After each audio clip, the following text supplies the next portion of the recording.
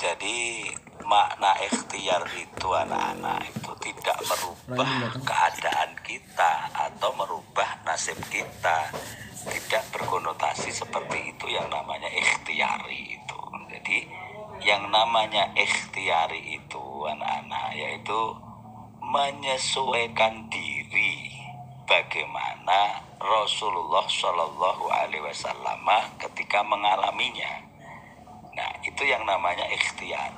Contoh, kita diberikan Allah dalam keadaan kekurangan misalnya, atau kalaulah miskin misalnya. Nah, ikhtiarinya orang miskin itu gimana? Ya, ikhtiarinya menyesuaikan bagaimana Rasulullah memerintahkan kita atau memberi contoh kita di saat kita dalam keadaan kekurangan. Kalau kita menjadi pemimpin, ikhtiarnya adalah menyesuaikan diri kepada Rasulullah, bagaimana Rasulullah memimpin dan memberi perintah cara terbaik untuk memimpin itu. Nah, nilai ikhtiari atau nilai bagaimana kita berupaya itu menentukan seberapa banyak pahala yang kita dapatkan anak-anak.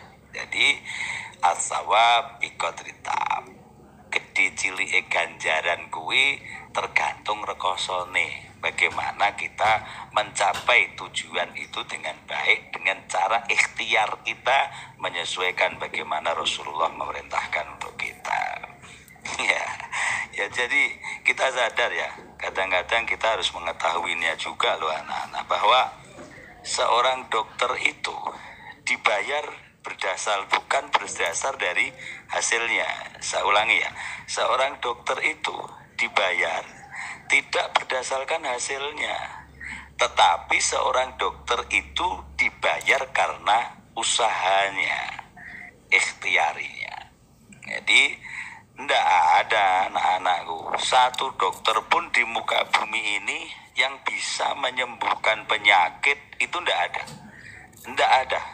Yang bisa menyembuhkan penyakit itu hanya Allah.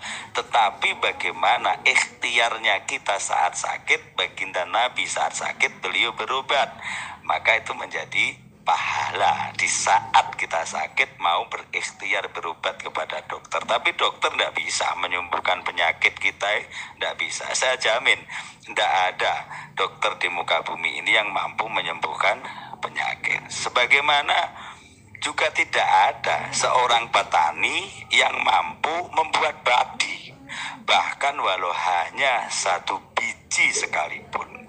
Bukankah para petani hanya menanam, merawat, dan menjaganya? Jadi petani tidak pernah menciptakan padi, bukan.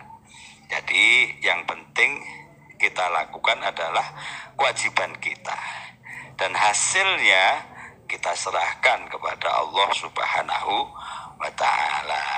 Dia usahanya masuk surga nih Pak Kiai sama masuk usahane presiden itu ya besok mungkin juga bisa berbeda di hadapan Allah Subhanahu wa ta'ala ya.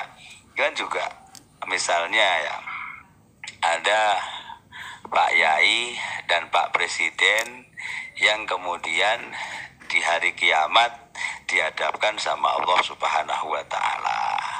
Lalu karena presiden sama kiainya ini amalnya baik, dimasukkanlah mereka tuh ke surga tuh.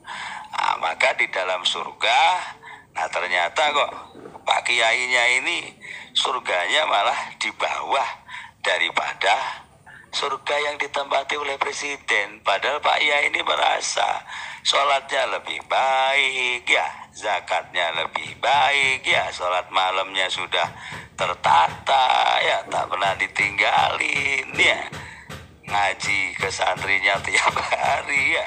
Nah, makanya kemudian Pak Yai ini tanya sama Allah ya, sama Tuhan, Tuhan kenapa kok surga saya ini lebih buruk daripada Pak Presiden itu, padahal dia kan jarang beribadah. Nah, maka Tuhan menjawabnya, yaitu termasuk hal yang harus kamu ketahui Pak Kiai. Sudah banyak Pak Kiai yang masuk surga, tapi hanya satu saja presiden yang memasuki surga yang aku siapkan. Jadi Kalau misalnya presiden ini begitu banyak kegiatan setiap harinya ya, ngatur orang.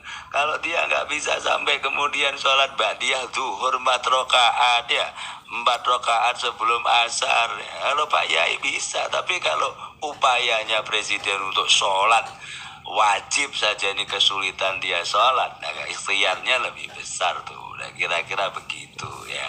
Jangan salah memaknainya loh ya anak-anakku ya. Oke, mudah-mudahan memahami lah. Terima kasih.